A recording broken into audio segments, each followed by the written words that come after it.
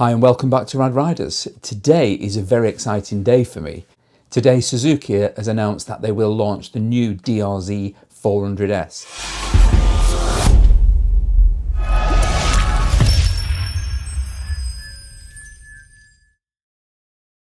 It will be named the DRZ4S.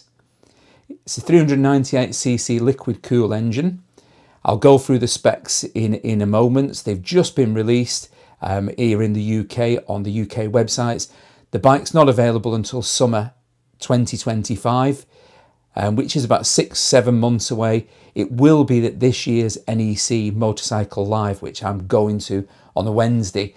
I'm really excited to see this bike. Suzuki have made a lot of additions in order to meet the Euro standards on this bike, including fuel injection, where the old one was a carburetor fed. There's a lot of new technology gone into this bike. There's a lot of new specifications on it. It's still the DRZ Suzuki 400, but better. It's exciting news because this segment of the motorcycle industry is the lightweight or the dual sport or the lightweight adventure motorcycle category. Around about the 400cc is really booming. Royal Enfield launched their 450 Himalayan. CF Motos launched the 450 MT. There's now news of the imminent launch of KTM's 390 Enduro R. The thing is, when you increase performance and you increase capacity, you always increase weight.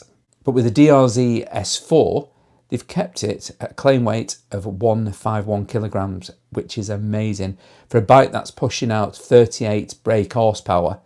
Having all the rider aids, traction control, switchable ABS, adjustable suspension, fuel injection. I'll go through the specs, as I say, in a second. It'll be interesting to see what price they're going to bring this in at. It's not been announced yet. It's getting launched this month at NEC Motorcycle Live, and it should be hitting the showrooms summer next year. This is the bike that a lot of people has been waiting for, including myself. Let's have a look at the spec sheets. So there's the picture of the DRZ4S. It comes in two colours. One is yellow and the other one is a grey and with yellow highlights. It's got LED lighting all the way around. I'll go through some of the specifications. So Suzuki's redesigned the engine for 225, making sure that it hits all of its required legalisation. In other words, Euro standards. There is a Suzuki clutch assist system, which is SCAC, which apparently is a light and buttery feather light touch. High level exhaust, standard. A lightweight aluminium subframe and swinging arm. And this is where it gets interesting. They've put the rider aids on this bike to bring it up to modern standards and compete with modern bikes. The Suzuki Intelligent Ride Electronics, SIRS. Without going into too much detail, it's got traction control, which is switchable. It's got rider modes with gravel, road, and a couple of other ones, which I'm not going to go too technical into the details. You can check this out on the website yourself, but it is switchable on the fly. It's also got ABS, which you can turn off the front and the rear. So the Suzuki traction control is STCS, which has got a gravel, which is a G mode specifically for riding on gravel. It's a ride-by-wire throttle. Suzuki Easy Start. Now this is something that I've looked into. If you do drop the bike, you don't have to pull in the clutch in order to start it. It's got a Suzuki Easy Start, which you can just at the push of a button restart the bike, jump on it and get on your way.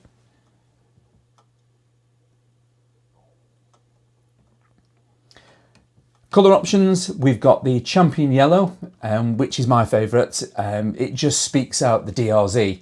And then they've got a solid iron grey. It's got a dry sump, so it allows the ground clearance to be higher.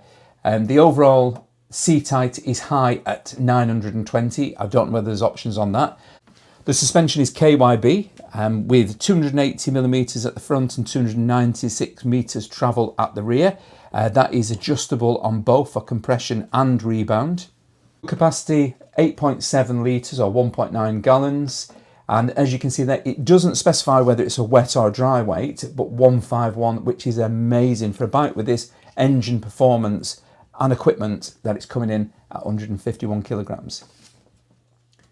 The engine is a electronic ignition, fuel injection, 398cc cubic capacity, double overhead cam liquid cooled, electric starter with power 38 PS brake horsepower. Miles per gallon is coming in at 82 claimed, 80, sorry.